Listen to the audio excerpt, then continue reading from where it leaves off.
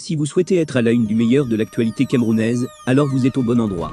L'information de qualité vous est proposée sur votre nouvelle chaîne YouTube, Média d'Afrique TV. Eh bien, mesdames et messieurs, une fois de plus bienvenue pour cette nouvelle analyse vidéo. Pour vous qui êtes nouveaux, retenez que nous sommes une équipe d'experts analystes, spécialisés dans les affaires politiques, dont l'objectif majeur est de vous informer en continu des faits et gestes, politiques, économiques et sportifs qui fait rage au quotidien. Bien sûr, il suffit de vous abonner et d'activer la petite cloche pour rester toujours à l'écoute de la une. À noter aussi que vos commentaires sont toujours les bienvenus. Bienvenue sur notre chaîne. Aujourd'hui, nous allons plonger dans un sujet brûlant et controversé, l'affaire des détournements de fonds publics au Cameroun. Cette affaire prend une nouvelle dimension avec des accusations graves portées contre des membres influents du gouvernement. Restez avec nous pour découvrir tous les détails de cette saga politico-financière.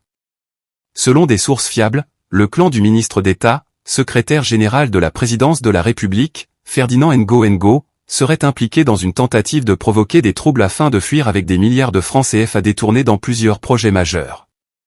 Ces accusations révèlent un niveau de corruption inquiétant au sein du gouvernement camerounais.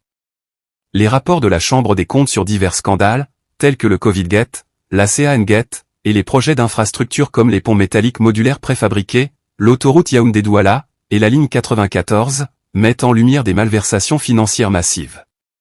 Ces scandales témoignent de la corruption endémique qui gangrène le pays. Le Covid-Gate concerne la gestion des fonds alloués à la lutte contre la pandémie de Covid-19.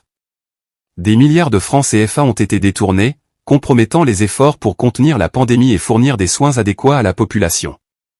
Le CAN-Gate est lié à l'organisation de la Coupe d'Afrique des Nations, CAN. Des sommes colossales ont été détournées, affectant gravement les préparatifs et la réputation internationale du Cameroun. Les projets d'infrastructure, tels que les ponts métalliques modulaires préfabriqués, l'autoroute Yaoundé-Douala, et la ligne 94, ont également été touchés par des détournements de fonds. Ces projets cruciaux pour le développement du pays ont été compromis, retardés, voire abandonnés. Parallèlement, des ministres impliqués dans ces détournements se mobiliseraient pour discréditer Samuel Eto'o, président de la Fédération camerounaise de football, FECAFO. Eto'o est perçu comme une menace en raison de sa popularité auprès de 80% des Camerounais. Ces ministres espèrent détourner l'attention de leurs méfaits en orchestrant un chaos qui leur permettrait de s'exiler avec les fonds détournés. Le climat politique tendu a été exacerbé par des campagnes de diffamation et de propagande médiatique menées par certains ministres. Leurs actions, souvent motivées par des intérêts personnels, cherchent à saper la stabilité du pays pour échapper à la justice. Des ministres comme Ketcha Célestine Courte et Nganou Djoumessi Emmanuel sont accusés de manipuler l'opinion publique par des interventions incessantes dans les médias. Le ministre des Sports, Narcisse Mouel Kombi, est également critiqué pour son rôle dans cette machination.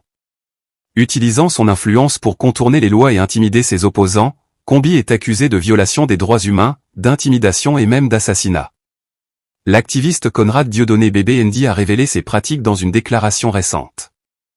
Il dénonce la collusion entre ces ministres bandits et leur tentative de créer un climat de guerre pour éviter les sanctions imminentes du président Paul Biya. Ces révélations ont jeté une lumière crue sur les manœuvres de certains membres du gouvernement pour échapper à la justice.